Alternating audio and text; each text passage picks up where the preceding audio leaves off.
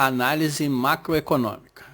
Conforme foi dito lá na aula 4 da semana 2, hoje nós vamos analisar o modelo keynesiano simplificado. Essa é a nossa aula 6 e esse modelo é bem interessante. Nesta aula 6 nós temos que ter como objetivos reconhecer a importância do modelo keynesiano para as políticas econômicas, explicar por que Keynes exclui a possibilidade de propensão marginal ser 0 ou 1, diferenciar as funções consumo e poupança, calcular o valor da renda e da produção de equilíbrio no mercado e reconhecer a importância do multiplicador de gastos como elemento que ativa a economia. John Maynard Keynes ficou conhecido por trazer uma teoria que a demanda assume uma importante função para o crescimento econômico. Ela multiplica os gastos e a renda efetuados nessa economia, levando-a a crescer principalmente em momentos de crise. Esse modelo, desenvolvido por Keynes, enfatiza que a demanda por produtos tem um papel fundamental na determinação do nível de produção e de renda no curto prazo.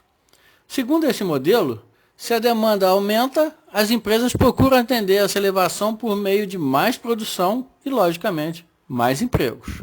Isto faz aumentar a renda e, após sucessivas expansões da produção, a economia chegará a um novo ponto de equilíbrio. Ou seja, no pensamento de Keynes, a economia estará sempre navegando para buscar o equilíbrio. A função consumo. A variável agregada consumo, o consumo privado, representa o maior componente em proporção da demanda agregada. No Brasil e no mundo, o consumo atinge valores nunca inferiores a 60% do PIB. Estamos falando de mais da metade daquela equação do PIB. Quem é o responsável por isso são as famílias. Bem, a equação que define o consumo, nós temos que C é o consumo agregado. O A e B são parâmetros, ou seja, onde A independe da renda e B está atrelado a Y. Quem é Y? É o nível da renda, ou seja, existe um consumo que não depende de renda e uma parte do consumo é dependente da renda. Observem no gráfico que a função consumo é uma reta positivamente inclinada e que ela estabelece que quanto maior a renda, maior o consumo. Isso significa que renda e consumo são diretamente proporcionais. E consumo autônomo, o que vem a ser? Ele está representado pelo A naquela parte da equação. É aquele em que o consumidor não possui renda de qualquer espécie, mas consome. Você acha isso impossível existir? Espere até você ter filhos. Brincadeira à parte, ele pode sacar um dinheiro de uma poupança, pedir emprestado, receber uma doação, etc. E assim, essa pessoa consome, mas não tem renda. Considera-se, portanto, que haverá sempre algum nível de consumo em um determinado período de tempo, mesmo que o indivíduo esteja completamente sem uma renda. A renda disponível. Podemos definir como renda disponível como a renda menos os impostos diretos. Na economia, a palavra marginal, lembra lá do assunto, métodos determinísticos 2? Expressa a variação de um termo devido à variação de uma unidade de outro termo a ele relacionado. Isto é, a noção de derivada. Olha o método dos 2 de novo aí, gente.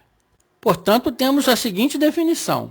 A variação do consumo, devido à variação da uma unidade da renda, é definido como produtividade marginal do consumo, isto é, PMG de C, que é o B da nossa equação lá da função consumo.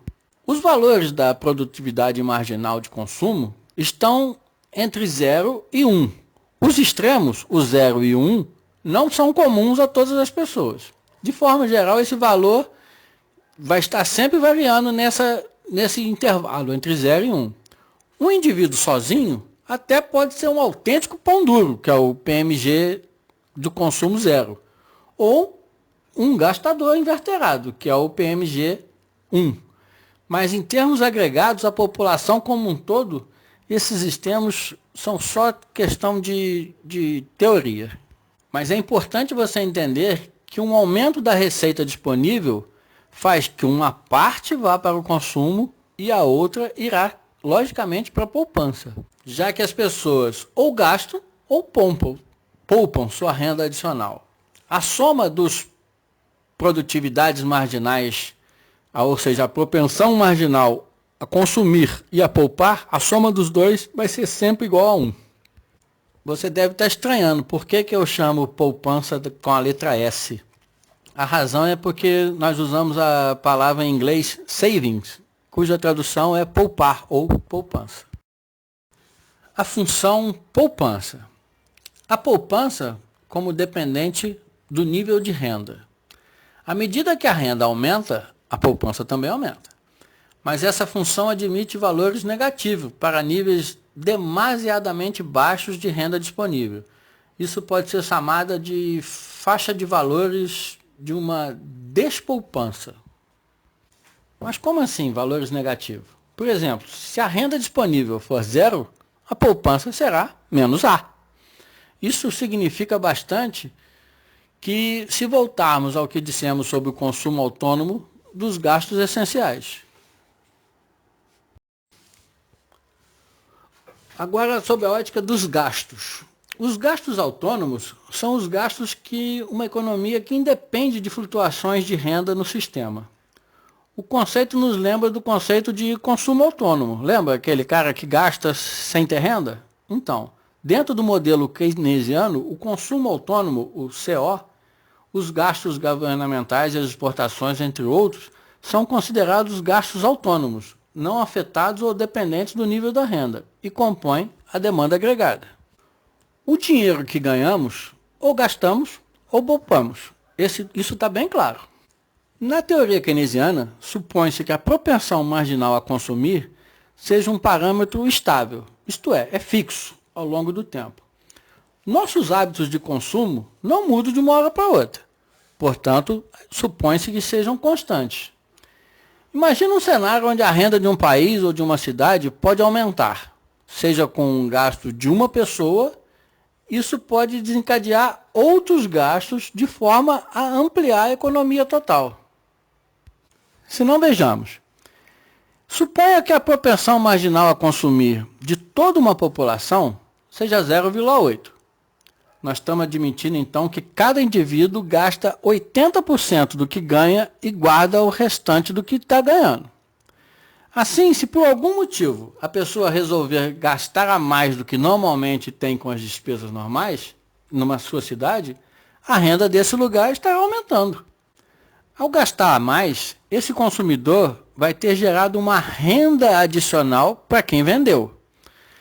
Essa propensão marginal desse cara que está vendendo é também de 0,8. Portanto, ele vai gastar 80% do que recebeu a mais e vai guardar o restante.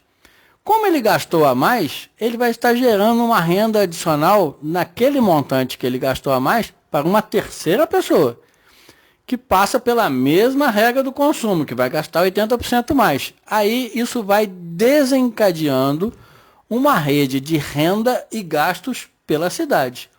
No final das contas, o gasto inicial a mais terá gerado um aumento de renda bem maior do que aquele valor intrínseco daquele primeiro cara que gastou um dinheiro a mais. Agora falaremos sobre o multiplicador dos gastos. O multiplicador de gastos é um número maior do que 1, pois é o denominador nessa equação onde temos uma fração. E o denominador dessa fração é sempre maior do que 1, já que a propensão marginal a consumir está entre 0 e 1. Ele recebe esse nome porque o valor do renda de equilíbrio será N vezes maior que o valor dos componentes autônomos da equação. Consumo, gastos governamentais, investimento, imposto, etc. Representados pelo segundo termo dessa equação. Portanto, o multiplicador de gastos mostra o efeito de uma variação nos gastos autônomos sob a forma de uma variação ainda maior na renda. Como eu disse anteriormente, a teoria keynesiana prevê que o sistema de oferta agregada e demanda agregada estarão sempre em constante busca do equilíbrio. Assim, a renda e a produção de equilíbrio, ou seja, o volume da produção em que a oferta será igual ao que a demanda, são dados por uma equação. Na equação da renda de equilíbrio, temos ao separar essa igualdade em duas partes o seguinte: o primeiro termo, que é 1 sobre 1 menos B, é o nosso multiplicador de gastos M. Portanto, esse M, que é o multiplicador de gastos, mostra o efeito de uma variação nos gastos autônomos sob a forma de uma variação na renda. Importante. Como a fração será sempre um valor maior do que 1, o produto dela pela variação dos gastos autônomos resultará naturalmente em um aumento na renda de equilíbrio, maior do que apenas a elevação dos gastos autônomos propriamente ditos. A política fiscal é a capacidade que o governo tem de alterar os seus gastos e suas receitas, os tributos, visando intervir na economia, seja para uma expansão do emprego, da renda, ou para uma contração, ou seja, conter o nível de preços da inflação. Qualquer modificação nos impostos afeta a renda diretamente. Vamos ver um exemplo. Imagine que a propensão marginal a consumir de um cidadão seja de 0,8. Se o governo aumenta os impostos em 20%, se você dividir 0,8 por 0,2, você tem o valor de 4. Ou seja, nós podemos dizer que esse multiplicador é de 4. Cada variação na renda implica em você perder 4 unidades monetárias na sua renda. E assim sucessivamente. Por exemplo, se o seu aumento de impostos for de 12, a renda de equilíbrio vai ser reduzida em 48 unidades monetárias. Se ao contrário, se houver uma queda nos impostos de 8, a renda de equilíbrio vai aumentar para 32. E assim você vai fazendo a composição matemática do efeito de um imposto na sua renda. E assim nós encerramos a nossa aula 6, a parte 2 da semana 3, que fala sobre o modelo keynesiano.